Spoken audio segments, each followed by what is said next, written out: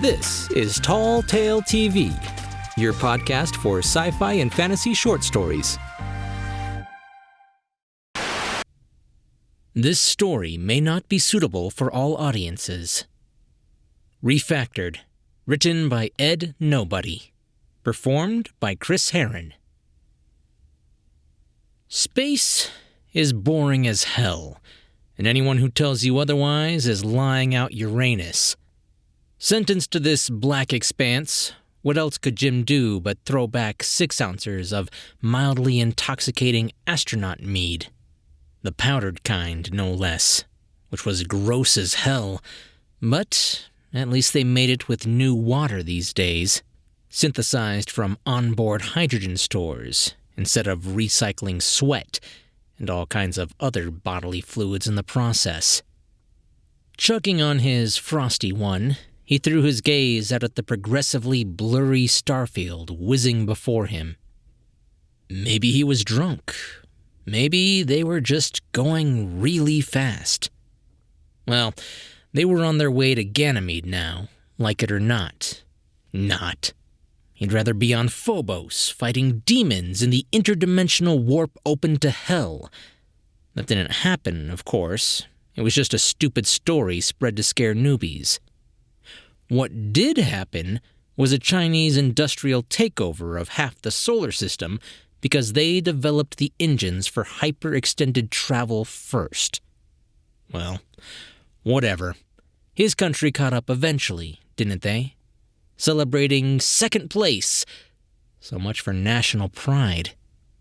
Glug, chug, problems be gone. Who cares when you can get hammered? Jim was once a young, hopeful representative of Ireland's meager Space Corps. Yes, it had been that quaint little dog-shaped island in the Atlantic who had gotten off that old rock first. Not any of those other smarmy gobshites in Britain or Europe. Catch our rocket vapors. He'd laughed, half-soaked in his own vapors, the powdered variety, the day they finally broke out of the stratosphere. But all that ambition and optimism vanished in the blink of a neutron star. The fact of the matter, Jim was to later realize, is that space sucks. A lot had happened since then that he didn't care to remember. But, in short, now he was on his way to caressing the bulbous orbit of Jupiter. The drives would shift down to half, then quarter speed for the final approach to Ganymede, the place you go when you've really screwed up. The last refugee of scoundrels such as himself.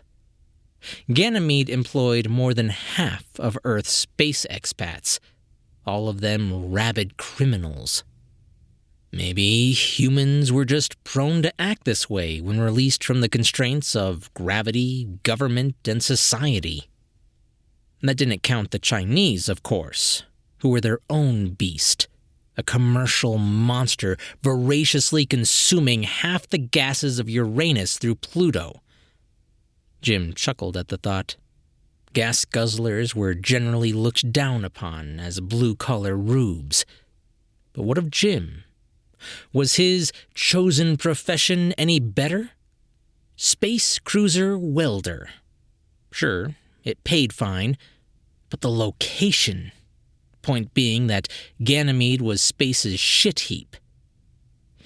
He swiped his card at the vending machine to drop another mead, but instead was met with a red warning light.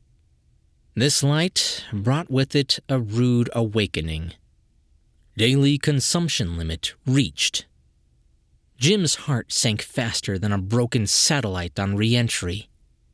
He stared in abject horror at the device. They'd decreased the daily allowance again. Damn you to Phobos, you wretched skinflints! Jim slurred, although the slur was mostly put on, an attempt to convince his own brain that he was actually drunk. It didn't work. Hey man, you know you can come to me if you want to get more of that sweet sticky dicky, Raphael suggested, coolly leaning against the wall of the refreshment aisle. A tall, lanky merchant from the Caribbean, he often appeared in inopportune moments such as these to prey upon the alcohol-deprived. Fucking vulture. Jim knew it would cost him 10 times the going rate for a few lackluster swigs of whatever toilet swill Raphael had cooked up in his room. There was always blackmail, but truth be told, Jim didn't have the heart for that either. It was too much of a bother. Piss off and let me enjoy this dwindling buzz, will ya? All's right, brother. You know where to find me, man. Raph slinked away into the shadows of whatever trash vent he inhabited, doubtlessly plotting how to farther leech space credits from the more weak-willed of the crew. The LE confabulation thrust its snub nose obstinately through an ion storm as it headed towards Jupiter, but Jim couldn't give a crap anymore. He just wanted to lie down. Entering his quarters, he was unsurprised yet sickened to find a new message on his communicator. He already knew who'd sent it. Beep. How you, Jim? This is Elaine. You're now 2 months behind on the payments. If you miss it again, I'll be forced to get the authorities involved. Hope you're doing well and all that. See you then. Beep. Speaking of leeches, Elaine was his ex. Wisely, Jim had avoided marrying the hag, so it wasn't alimony she was after, though it might as well have been. Instead, she had inveigled him into investing in some suspect intergalactic New Age enterprise purporting to have found gold on Venus. Sure, it sounded stupid now, but at the time, before Elaine's looks had started to fade and her massive rib balloons hadn't yet begun to wilt, yes, it had been the spring of her youth and his too. But now he looked wearily out his space portal and in the depths of that stellar black saw nothing but life's winter fast approaching. He would sigh, but it'd make him want another drink. But point being that he was up to his space britches in debt, and if he didn't take the job in Ganymede, some repo man would be on his ass like cellulite on a fat woman. About to consider a nap, Jim rested his aching haunches on the permafirm mattress. Beep. He was interrupted, of course, this time by his doorbell. Jim got up with a groan to hit the unlock button. This old rusty ship had no voice-activated controls, and felt his head swim, his putrid blood ascending his tubes, his body revolting against any more activity in the sober realm. "How's it going, Jim?" It was Patricia Cullinane's shapely shadow that threw itself into Jim's darkened quarters, drenched in the bleach-white glare of fluorescent hall lighting. What the hell did she want? She was well out of his league, and no way she had come to get her leg split. But also, he recalled she was commanding officer of the ship, so there was that. "Hello, officer." Jim attempted to push away his growing nausea. She gave her usual coy smile that people who didn't know her confused for flirtation, when it was really just a passive form of mindfuck she used to gain hegemony. The same shit he'd seen on a dozen planets at this point. The ones who climbed the ranks were all like this, even the men. Jim had about as much charm as day-old seafood after a refrigerator malfunction. Her pseudo-sultry face performed a sequence of micro-orgasmic subliminal expressions, which Jim had long since puzzled out. Once you know the trick, it was kind of pathetic.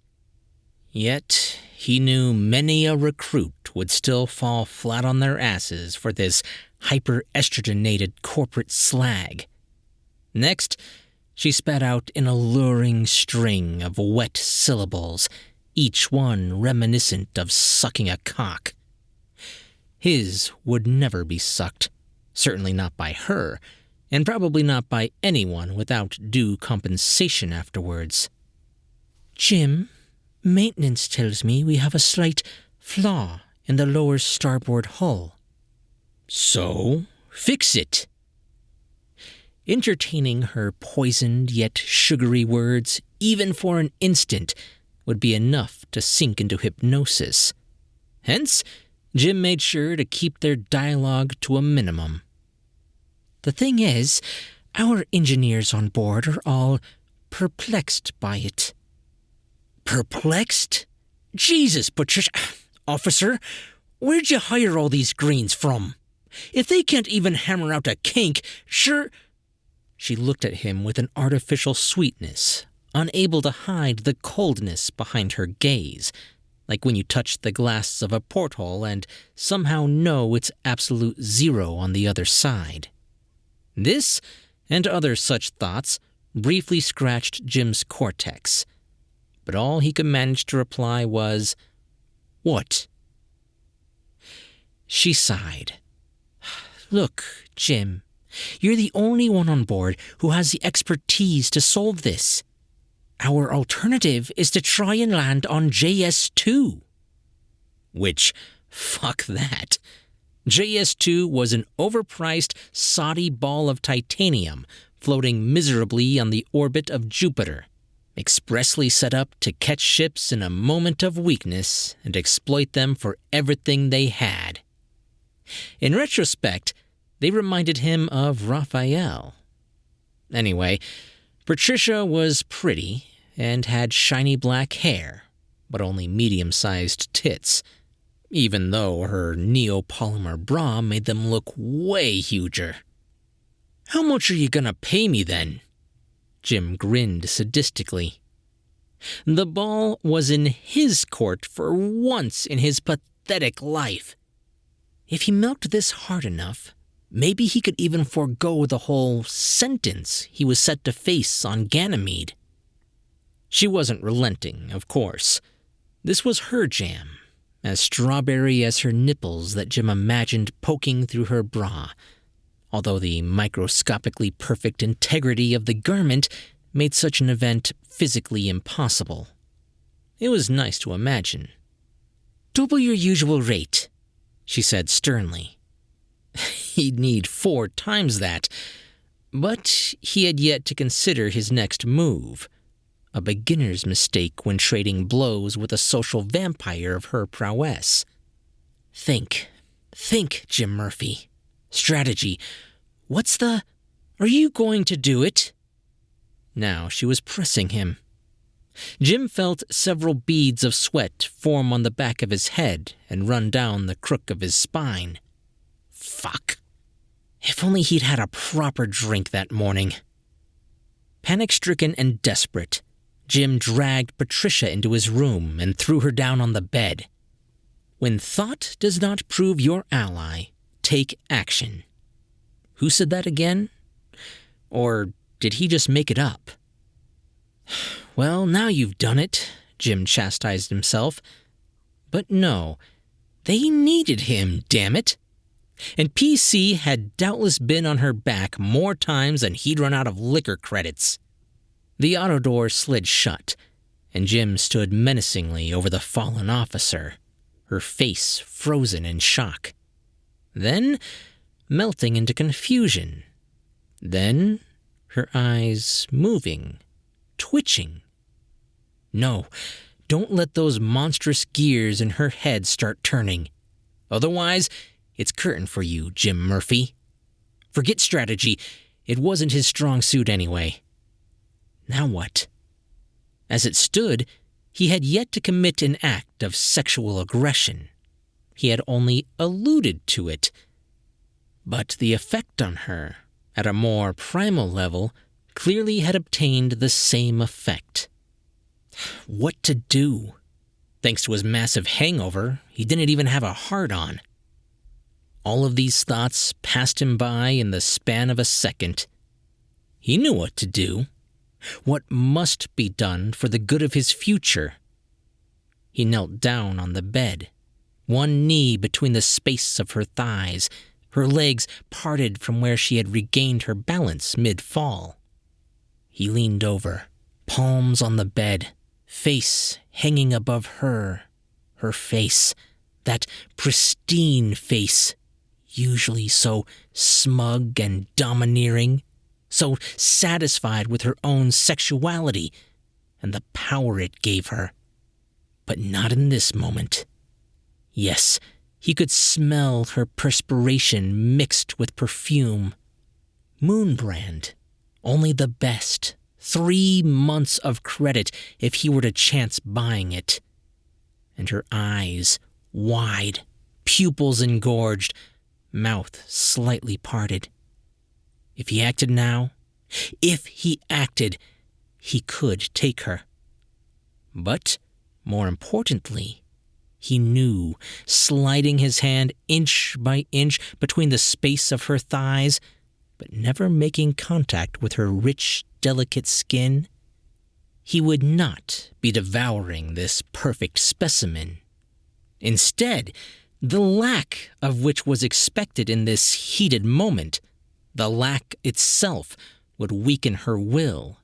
Yes, even her will, battle-hardened from years of solar politics and military backstabbing.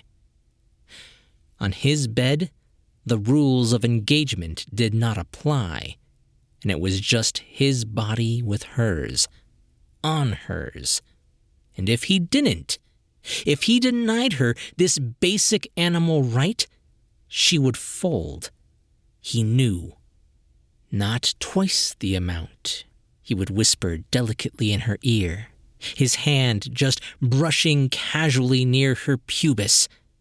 Not 3 times. Tips of fingers touching belly, stroking down, her body writhing under his lightest of touches. Not even 4 or 5. His lips so very near hers now, hers trembling, his pinched in a devilish smile. But 8 times, he would say. Yes, 8. And her mouth would part in horror. But then, and only then, would his tongue enter, and so would the deal be sealed. Soon, he would be free. All he had to do was, his hand almost on her thigh, all he had to do was, his face against hers, all he had to do was, swoosh. The auto door slid open to the annoying whir of the CleanBot 4000. "Oh dear, have I interrupted something, Mr. Murphy?" the oblivious little bastard called out. And at that moment, Jim knew his plan was fucked. In an instant, Patricia's face soured, woken from the dream. She pushed him away, clambering to her feet, red of face and fuming. She wasn't to look back again. Storming out of his dim, pathetic hovel, she dumped behind her the words, "Twice the rate, or we stop at JS2. Report to the starboard lower deck in 10 minutes. Why was it that whenever he was about to catch a break, the universe always stepped in to piss down his pant leg? He deftly kicked the CleanBot right in its molded plastic guts, tipping it straight to the floor. Unperturbed, the robotic little shit promptly righted itself and continued its vacuuming, making sure to record the incident in its activity log. Jim was deducted 20 credits for that one. On the way down to the lower deck, Jim caught Raphael materialize out of shadow to sell a couple of engineers some suspicious-looking powder. No wonder the hull was up the creek. Now, welding's not an exciting job, but it pays well. And by God, was Jim a good welder. He could stick together anything for the right price. In this case, it was for the wrong price, of course, thanks to that meddling vacuum head. After this job was over, he would redouble his efforts in searching out that little plastic bastard's blind spot and make sure he never lived to interrupt a sexual interlude again. On the way down to the lower deck, fished out a stim pen, stabbed it in his leg. Needed a boost after all that strenuous non-sex. Hull, not metal, but a metacarbon polymer job. How do you meld it? Well, there are ways. Jim sneered to himself, somewhat delirious. He started to wake up as the stims kicked in, but he would have rather have had that nap.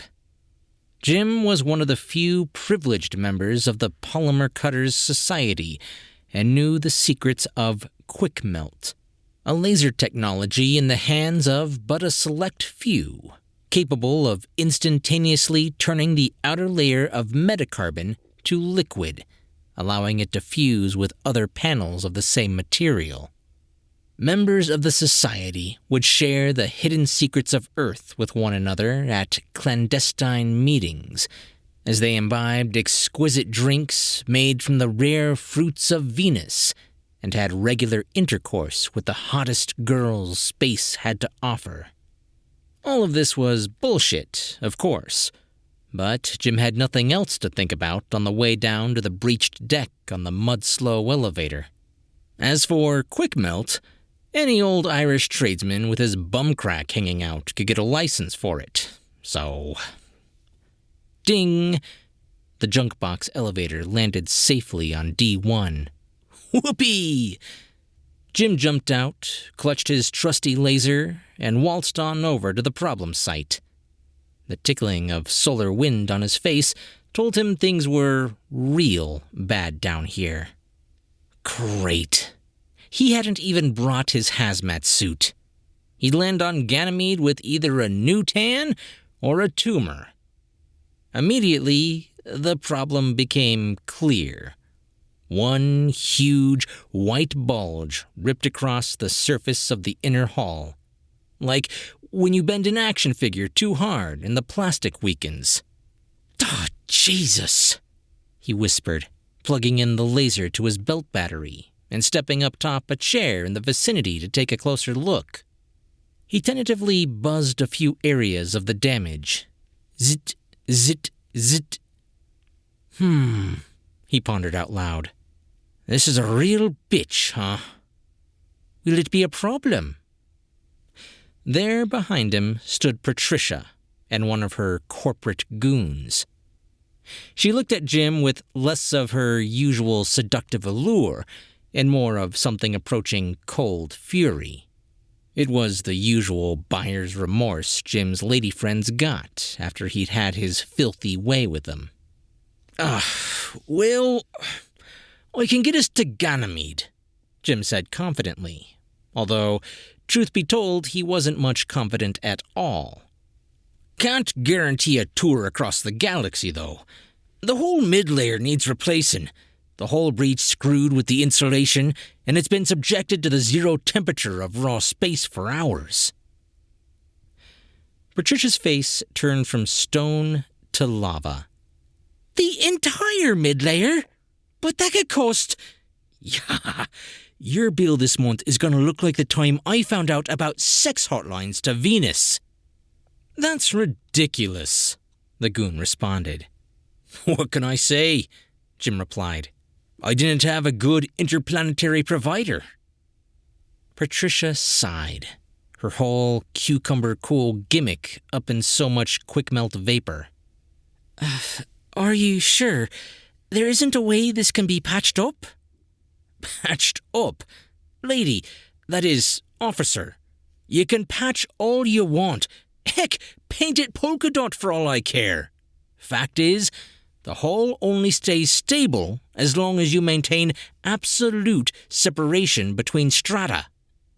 With a damaged mid-layer, you're pretty much up shit creek. That is to say, you're out of luck. The goon spoke up.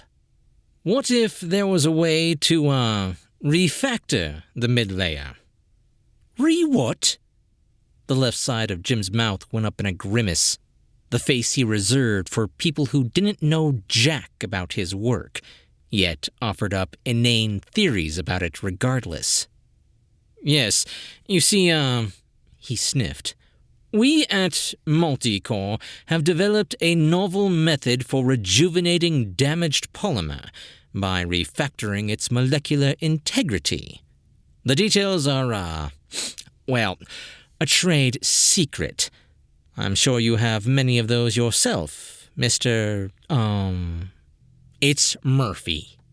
And so you just happen to be on this ship that just happened to rupture its hull and just happened to provide the perfect testing ground for whatever Mercurian snake oil you're selling?"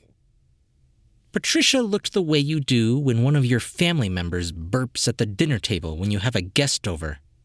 "Murphy, would you please not insinuate sabotage on a whim?" "It's fine," Goon said. "He's right. It is quite suspicious that I happen to be here. However, the fact is, Multicore has designated a salesman, for lack of a better term, stationed on many of the older cruisers. No offense, C.O. Cullinane." Great. So they weren't saboteurs, just vultures then. Space was full of them. Take Raphael, for example. But this went far beyond pushing overpriced synths on unsuspecting space janitors. "What the hell kind of name is Multicore, anyway?" Jim wondered out loud. "Shouldn't you be selling computer chips?" "Yes." Goon scratched the side of his face like an imbecile. "We get that one a lot." He didn't even answer the question. Jim sighed and turned back to the affected area, testing for any radiation leak. More of a formality than anything, since he knew they were currently bathing in a whole lot of bad juice. It would be wise to get the hell out of there already, actually.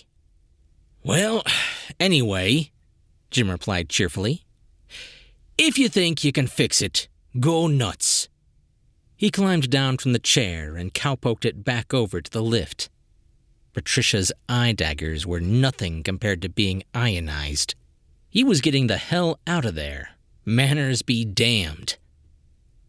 The goon from Multicore looked expectantly over at Patricia, who, for the second time that day, found herself on the verge of folding. At this rate, her career would be over faster than one of Jim's relationships with a girl from Space State. They went ahead with the refactoring. Time passed from nanosecond to minute to hour as Jim waited in his quarters, not particularly for the results, but rather for his 24-hour consumption limit to run out. Unfortunately, the results came back first. "Jim," Patricia called on the intercom, probably not daring to approach his room again. "I'm here, officer." "The mid-layer refactoring has supposedly completed. Can you get down here and check it out?" "On my way." Supposedly, she said. So even she wasn't buying the goon's bullshit. Usually, to sweep out a mid-layer cost half the price of a new ship. So if this junk really worked, it could change the entire space industry. If Jim had $50 to his name, he might even be inclined to invest in it. Although, the word invest sent chills down his spine these days. He thought of his ex. That bitch. The lift clanked to a halt, and Jim skipped off onto the lower deck, where a group of upper officers had convened, all chatting curiously about the new development. He grabbed a chair and plonked it over by the hall, then climbed up with his meter, first scanning for any high levels of radiation, which there were none, and then doing a deep integrity scan of the middle layer at several points in the wall. By God, I think it actually worked. Great. Now he really did have to go to Ganymede. Hip, hip, hooray. The chattering gained intensity now, fingers gesticulating and greedy mouths salivating at the prospects of extended space travel. Perhaps they could even make it past the Kuiper Belt. And heaven knows what grand riches were to be found in that unexplored region of the galaxy. Not even the Chinese had made it that far yet. But Jim wouldn't be taking part in the festivities. The ship would dock, and he would alight with no belongings, to be shipped off to whatever hellhole facility paid a pittance to be treated like a sack of old meat, which he was slowly becoming as the space years ticked on and his dreams of adventure and cosmic heroism faded into the black hole of reality. It was then that a strange crackling sound awoke Jim from his self-pity, a resonant splitting sound which echoed through the hall wall from corner to corner. The crowd fell silent as the sound grew louder, traveling from wall to wall. "Is that normal?" Patricia squeaked out, but the goon was nowhere to be found. She barked over the comms, "Someone find that multicore rep!" But of course, it was too late. He would already be halfway to JS2 on an escaped craft. They had been rused. The cracking sound grew louder. Lights switching to emergency red, the safety siren wailing for its life, the snooty officers scrambling off the pod deck. But Jim remained standing there, and Patricia, seeing his composure, eyed him with that glimmer of innocence she had showed him that time on his bed with her thighs wide open. Would it be okay after all? She might have been thinking. Or maybe that calmness just stoked something in her, something raw and primal, the need to depend on someone strong and dependable and brave, and the truth was that Jim was none of those things. Being a lower-class crewman, he had no access card for an escape pod. If the ship was going down, he was too. No point in scrambling around then. But he hadn't yet given up entirely. "Is there anything that can be—" Patricia attempted to nag, but the wail of the sirens made it impossible to hear. You'd think they would have thought of that, the guys that designed the siren, but no. "If he's from JS2, Jim shouted over the alarm, he's probably given us just enough time to go land there.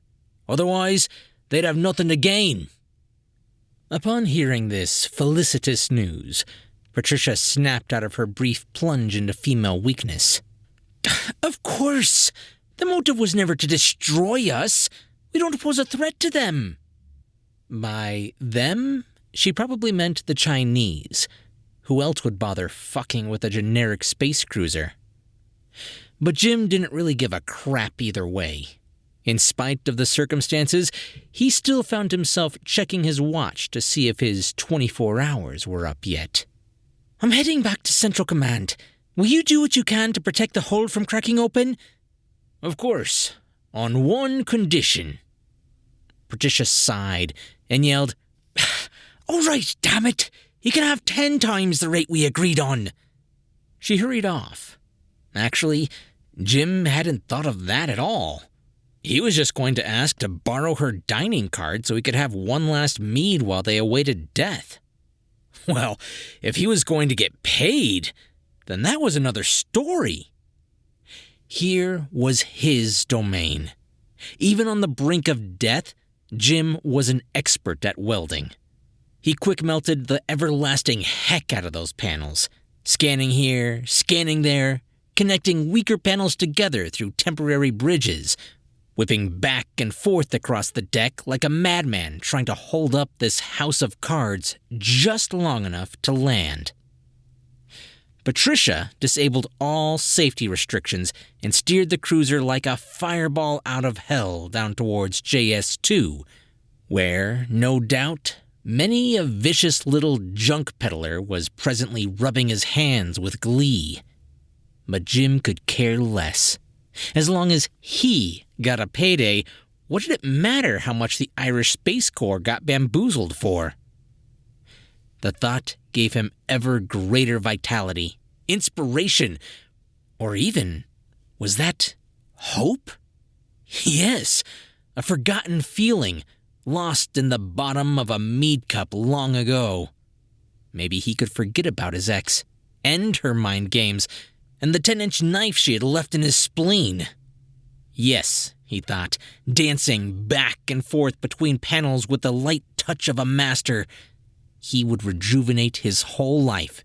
He would be refactored. Perhaps after this, he could even ask Patricia out on a real date.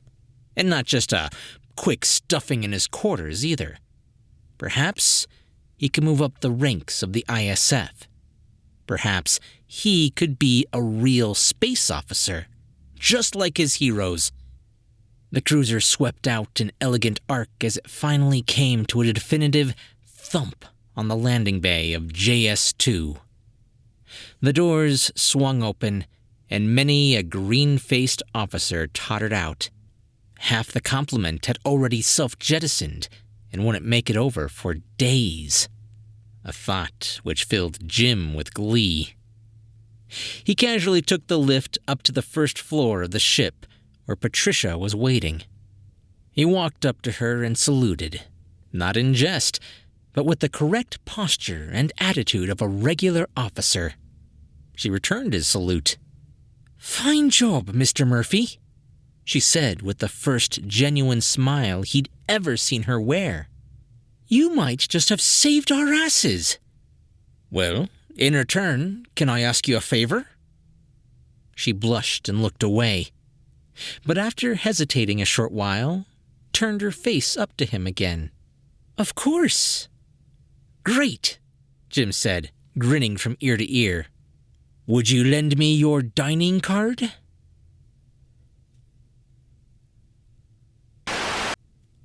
Ed Nobody is an up-and-coming writer from Ireland who wants to write daring, engaging stories not restricted by traditional genre conventions. He has published short stories in Lovecraftiana, Strange Science Fiction Adventures, Dread Machine, Altered Reality, Close to the Bone, Piker Press, Novel Noctule, Black Petals, and Mensa. He has written 2 novellas and a full novel currently. Hey guys, bit more of a rough and gruff story than I'm used to getting, but I love trying to narrate it. It's definitely something that I don't get to do too often. And doing those gravelly kind of voices always is a lot of fun. I don't know why, but it kind of tickles my brain. I hope you guys liked it as much as I did. If you did like it, be sure to leave a comment or a thumbs up on YouTube or Facebook. Or if you're listening to the podcast, head over to Apple Podcasts and leave a review. It really helps the algorithms. And of course, be sure to subscribe for brand new stories 2 to 3 times a week. I'm Chris Herron, and that's it for today's Tall Tale TV.